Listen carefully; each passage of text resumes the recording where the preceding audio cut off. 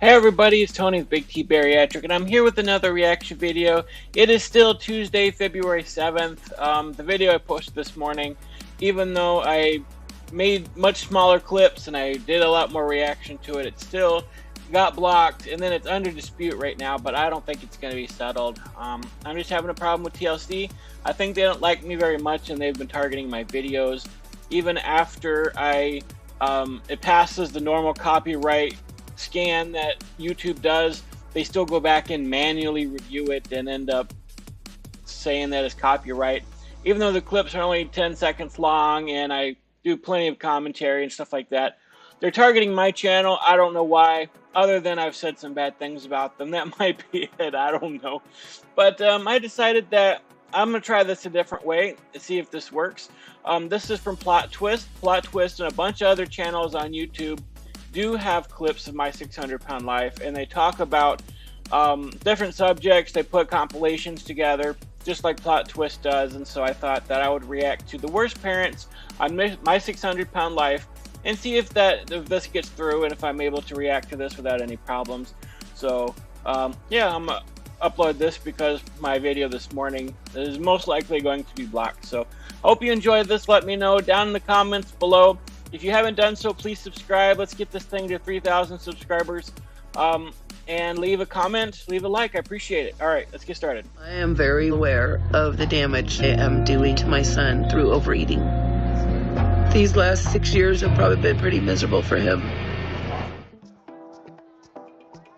Well, all patients on My 600-Pound Life suffer the consequences of their weight. Pretty often, their families end up suffering some terrible consequences of their own. Most of them don't mean to be bad parents, but it's hard to be a good one when you're forcing your kids to wait on you while refusing to make changes to actually be a parent to them. Yeah, that's really a lot of the problem here with these people. And, you know, I've always been talking about on here how I'm excited to get married. I can't wait to have kids. But I know just from being around my own nieces, there's not very much I could do right now as a parent. And so I have friends who are encouraging me, well, if you're ready to be in a relationship, why not put yourself out there? Why not start a dating app, something like that? And I just know that I'm not ready because I want to be in my best physical peak ability to be able to, you know, do things with my girlfriend, do things eventually with my wife, do things with my kids, you know, just being active and stuff like that. I can't imagine being that size and trying to parent at the same time. It's like it's physically impossible. You have what, a 4-year-old kid here pushing a laundry basket? I mean, you're going to have your entire family serving you hand and foot, washing you down, washing under all your folds, cooking for you, cleaning for you. Your kids have no life outside of taking care of you, and that's absolutely disgusting. So the fact that your drive to eat is stronger than your drive to even be a parent and to be a good parent is just absolutely horrible. I feel kinda bad making this video, but here are a few My 600-Pound Life guests that were terrible parents. Before we get started though, leave a comment down below, letting us know who your favorite My 600-Pound Life guest is. Also, don't forget to subscribe to the channel, that way you enter into our monthly shoutout giveaway. 40-year-old Bethany starts out her episode by saying that despite her weight and health issues, she just can't sit down and do anything because she's a mom of 2 kids. But in the very next shot, we see her. I remember this when I actually reacted to it, and I did comment a lot about how bad of a mom she was. I mean, she needs her daughter to even put her socks on for her. And I did talk about how it seems like her daughters were enabling her, but in reality, her daughters are in an abusive relationship because they're old enough that there's nothing else that they can do, right? They can't escape their mom's tyranny, and she yells at them if they do not get her what she wants. And so they're not enabling her. They're in an abusive relationship with their mom, and I wish there was a way that they could get out of it. It was absolutely scary. And seeing both of her kids are overweight themselves, like they're almost on the same path. And so they're starting even younger than she did. And so, you know, the likely outcome for them to be able to overcome their obesity is not very good. So that's one of the things that you need to look out for as a person who is super morbidly obese who has kids. Like, are your kids going to pick up your bad habits? Are they going to eat like you do?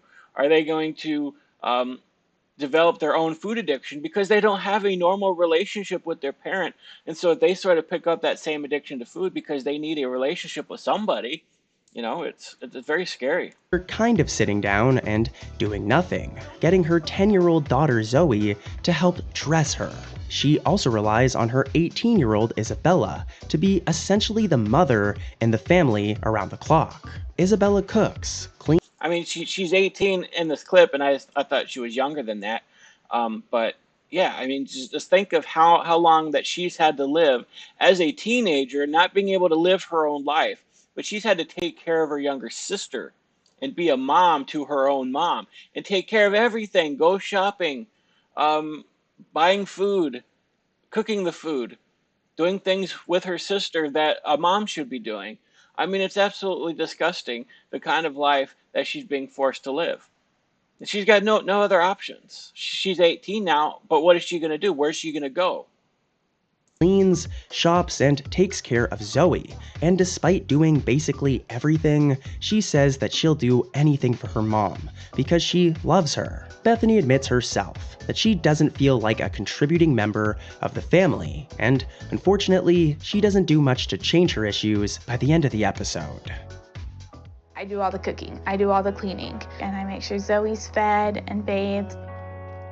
I make sure that we have groceries in the house, but I mean, she's going to be a good mom herself if she gets to that point, if that's what she decides to do. But I feel so bad for her kids. I mean, it's just so sad what they have to go through. And again, I can't believe that somebody like her desire to be a good parent is not stronger than her addiction to food. My mom, and I will do anything for her no matter what. What do you want for breakfast? I'm gonna start with like a honey bun and a muffin, and then if you'll make me like some scrambled eggs and some toast. Okay. Isabella? Yeah? I want to have something to eat while you're making breakfast. Okay. I mean, yeah, that was absolutely horrible that she needed something to eat before her breakfast came. She needed a honey bun. She needed whatever. Like, that was coming to her. All she had to do was wait 5 minutes for her daughter to cook it for her. But she couldn't even wait for breakfast to be served. She needed something before breakfast. I mean, that's just terrible. Penny's son Liam loves her dearly, but at over 500 pounds, she can only parent him from bed. That means never attending his school functions or taekwondo practice. But I couldn't imagine being a parent and not being able to go to my kids' things. I mean, I missed out going to my niece's soccer games and stuff like that. I went to one of them, but I had to sit in my truck because I didn't have a chair that I can carry out to the field. And, I was embarrassed being out there with all those parents and stuff like that. And so I never left my truck. And that wasn't a good position to watch the game in. And so, yeah, I mean, being a parent, I want to be able to go to my kids' things. I want to be able to support them and cheer them on and stuff like that.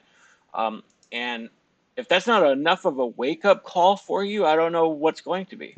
What's even sadder is when her sister points out that Liam might have to see his mother dead before he turns 10 years old. Penny claims she wants to lose weight because Liam deserves a full-time mother, but by 10 months into the weight loss program, she's still too immobile to even attend Liam's kindergarten graduation.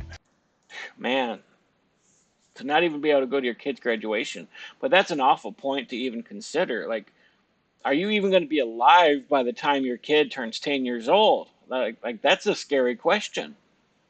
If that's something that wouldn't get you to perk up and wake up and realize you need to get off your butt and start making changes, and missing your kid's kindergarten graduation and missing all of their events and sports and whatever, like, man, I often used to say that I don't think there's a bigger driving force than the desire to be a parent once you have a kid. But I'm starting to even question that, because it seems like even within my own life, like, addiction within my family was always stronger. And me and my sister went through a lot of hell. We went through a lot of neglect and stuff like that because our parents were more interested in partying and drugs and stuff like that. And so that kind of left us on the outside being abused physically, mentally, and sexually by other people. And so, there's a lot of stuff that happens when you're just so connected to your own addictions instead of, being a parent. Things are good now, even though my dad has passed away. And I talked about that a lot, but my mom is working on it. She doesn't have a lot of the same addictions she had before. And so she's a much better person than she was. And my dad even changed his life. He got over the drugs and stuff once he got out of jail the last time. And so, thankfully my parents did change for the better. But there's a lot of years that were missed out there. So as a parent, you need to decide what's more important to you, your kids or your drug and your addiction. And if you can't get rid of your drug and addiction for the sake of your kids, I don't know what else to say. I wouldn't recommend putting your kids up for adoption, but maybe there's a family member or something that could help take care of them until you get yourself clean. I don't know. But it's very scary to raise a kid up in that. Just think about that for a second. Imagine if your mother could not come to your kindergarten graduation because she was too overweight and didn't make the efforts to lose the weight. Moving on, Penny later changes her tune of wanting to be a better mom by claiming that she's done more with Liam than mothers who have to go out in the workplace do. And no. Moms who work and go out into the workplace, they still have time for their kids, right? They might have to work a shift, but at least they're providing for their kids by going to work. She's not providing for her kid. She's stuck in bed. She's claiming she's a better mom, but she's refusing to get herself in order to be a better mom. She's not working, she's not providing, she's not doing any of that. Makes an empty-sounding promise that she'll be at his next event. In the end, when Penny went back to Maryland, she excuses her lack of progress again by saying she doesn't have to be an ideal weight because Liam has seen what she'll do for him and that he's supposedly proud of her. Liam loves her so much, and I thought having him would change everything, but it hasn't. It's gotten worse. What can we say besides goodbye? I don't know. See you later? Uh-oh. Because that's a way that she can justify continuing to eat. Oh, he knows what I look like. He knows that I struggle with this. He knows it's a problem, but he still loves me and he doesn't really care. But seriously, deep down inside, he might not admit it. He does care. It does bother him. When you're a kid, you don't really, pick up on that. But as he gets older and he realizes, wow, my mom has missed everything. Is she even going to be there for my high school graduation? She missed my kindergarten graduation. But is she going to even make it to my high school graduation? She missed all of my football games. She missed all of these things in my life. It's if you think that's not going to have a dramatic impact on your kid as he gets older, you're sorely mistaken. I don't ever have to be an ideal weight in Liam's eyes because he's seen what I'm willing to do for him. What were you willing to do? You weren't willing to lose the weight. It's not about being an ideal size. It's about being able to be there for your kids. And he's proud of me. 50-year-old Pauline is bordering on immobile and needs help with just about everything, and her niece comes over a few times a week to help her in the bathroom. But her full-time caretaker and the real victim of her episode is her 21-year-old son, Dylan. As Pauline's only child, he's been taking care of her basically his whole life and does everything from cooking to grocery shopping to hauling her into the van and driving her down to Houston. Dylan says he loves his mother, but that he can't wait for the day that he doesn't have to help her every day and can get on with his own life. Pauline is very aware of the damage, admitting that the last 6 years must have been miserable for him, and that she could possibly ruin her son's life if she doesn't get hers under control. It's pretty heartbreaking to get to the end of her episode and to see Dylan still trailing along by her wheelchair and looking downright miserable. Hey, Dill, go grab some breakfast, honey. I totally feel like he's the parent and I'm the kid. I love my mom, but since she's this heavy, whatever I'm doing, I have to stop and just take care of her and help her. I am very aware of the damage I am doing to my son through overeating. Well, hopefully that awareness of the damage you're doing is enough to make you get up and do the work. You're effectively putting your kid in a prison. They have no choice but to take care of you until they get tired of it, until they realize There's nothing I could do to help my mom. I'm only enabling her. I'm only making the problem worse.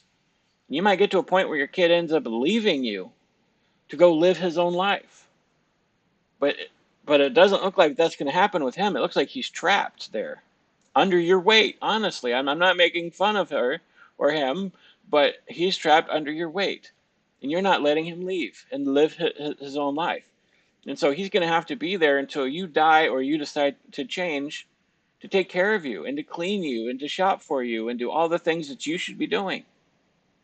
These last 6 years have probably been pretty miserable for him. Ashley's weight has reduced her mobility so much that she gets her 5-year-old son Patrick to do just about everything. With her truck driver husband gone most of the week, every household chore falls on him, including laundry and even bringing her food, essentially replacing his childhood with basically being his mother's servant. Ashley also admits that it's one thing when you're an 18-year-old or you're a 10-year-old having to help your mom put your socks on, but when you're 5 years old and you're doing laundry and taking care of your mom to that degree, like, that's filthy. That's absolutely filthy. That she's scared he's learning a lot of her eating habits, which is pretty concerning with parents and kids on the show. Now, I will give Ashley some credit, as she definitely isn't the worst offender on this list. Plus, in the end, she does make an effort to lose some serious weight and starts being a better mother to Patrick. That's really great to hear. That's very encouraging to hear that she did eventually wake up and realize what she was doing to her kid and went out and made the necessary changes. I just can't do it on my own. It's hard for her to walk, so I do the stuff that she wants me to do every day. Yeah, there's Will you put them in the dryer, pretty please? Mm-hmm.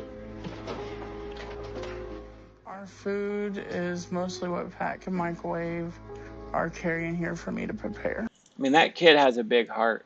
I think he's going to grow up and have a heart for others and be a good husband if that's what he chooses to be. But she could have easily gotten up and put the clothes in the dryer. Yeah, it would have been hard. It would have hurt. You would have been a little out of breath, but I know I could have done it. I could have gotten up, especially if the washer and dryer were right there within walking distance. I didn't have to go up or down any stairs. I could have very easily just walked in there and did that. But you have your son actually climbing into the washer to pull out the clothes and throw it into the dryer for you. And it scares me that he's learning a lot of his eating habits from me. Hey, baby. But I'm trying new things each day to work through how I feel, instead of avoiding it until I get overwhelmed. Without him, I'd be lost.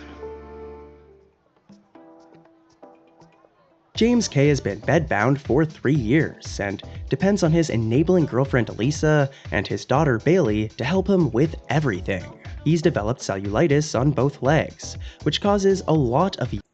how worse can it get for you, James? I think James died, though. But, yeah, you died and you left your daughter and your wife all alone. But while you were alive, they had to do this for you. They had to clean your bed. They had to wipe you down. They had to take care of your toilet issues. And look at those legs. The things that you had your family do for you because your addiction to food was that strong that you absolutely cannot help yourself. Yelling at his helpers due to the pain when they're trying to wash or move him. Not really a pleasant situation for anyone. James admits that he can tell that it bothers Bailey a lot from the way she looks at him. Bailey even says her mom pulled her out of school to help out, which must have sucked. She feels that a father should be the one taking care of his daughter, but she accepts... if your own daughter is looking at you a certain way, that should be enough to be like, wow, my daughter does not respect me. My daughter loves me enough that she's here, she's being pulled out of school, she's wiping me down and all this stuff, but she does not respect me. Why was that not enough for him? Accepts the caregiver role because she's not just going to let her dad die. To make things worse, she's miserable knowing that he's gotten even worse and that she's going to be helpless to do anything about it. my mom pulled me out of school because I have to help with my dad. My dad's gotten worse, and I'm worried that he's close to losing it all. He basically already has. I can tell that it bothers Bailey a lot by the way she looks at me. I don't feel like that I should have to be a caretaker to my dad because a father is supposed to protect and take care of his daughter. Just in case. But it's my dad, and I'm not gonna let him just lay there. And sadly, James died, leaving her alone, and she's suffering a lot due to his loss, just like I'm suffering due to the loss of my dad. You know, it's tough. After having her oldest son with husband Elroy, Mila wanted more children, but she was already pushing 500 pounds. And instead of getting her weight under control like any other normal person would, they still opted for adoption, dooming their new kids to a life of caregiving. Due to her severe lymphedemia, Mila hasn't stood up for over 2 years, and her husband's health issues prevent him from helping her. So the 3 middle kids, 15-year-olds Hannah and Caleb and 16-year-old Jacob, have to get up before sunrise every morning to help clean her whole body. Hannah admits that she's depressed and mentions that they don't always want to get their mom some of the stuff she's requesting from the grocery store, but she'll get mad if they don't, and how embarrassing to have to scrub your mom off like that. Like, I couldn't imagine being there, especially if I was 15 years old, because your mom hasn't even stood up in 2 years. And you have no choice but to buy her what she wants, or she's going to throw a fit and she's going to get angry at you. They feel bad for her being confined to her bed. Eventually, we get to see how she acts when she doesn't get her way, when she demands her son to pick up her food order. Here, just take a look at this. It's a little heartbreaking, and you gotta feel bad for the kid. I'm depressed. Like, real depressed that she can't get out of bed. If she ever passed away, she wants me to take care of the kids. None of us wants to lose our parents, and it really hurts to know that they don't get the help they get. They will pass, and we don't want to lose them. That's rough. I'm surprised she's even sharing pizza with her kids. I mean, at least she's doing that much. I know some of the parents on there, they're like, heck no, you're not having any of my pizza. Like, I remember specifically Stephen Asante refused. His dad just asked for a single piece of pizza because he hasn't eaten all day. And Stephen Asante refused to give it to him. Oh, man. Are you open? No, ma'am, we're not yet. What time you open? We open at 10:30. Oh, okay. Can I place an order for pickup? Yes, ma'am. Go and... It's not even 10:30 in the morning yet, and you're ordering food. Pick up my pizza right now. I think I'll let you know. No, right now. Go get the pizza right now. Anyways, that's the clip. I hope this doesn't get blocked. But we'll see what happens.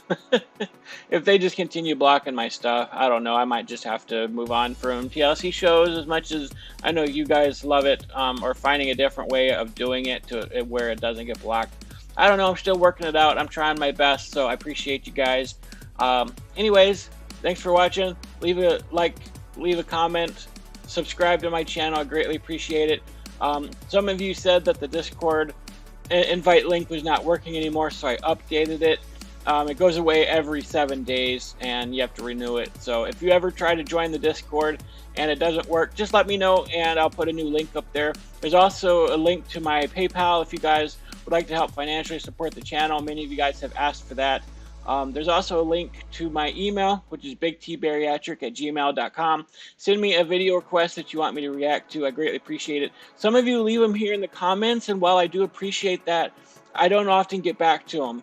And that's my fault. It's my ADHD. So it's better to send me an email at bigtbariatric@gmail.com, so it's right there and I can get to it. Also, there's a link to my Facebook page as well if you want to join that. So there's lots of ways to connect to our community that we're growing here. I really appreciate it. Help me get to 3,000, and that's all I got to say for this video. Again, I hope it goes through, and you have a great rest of your day. God bless you.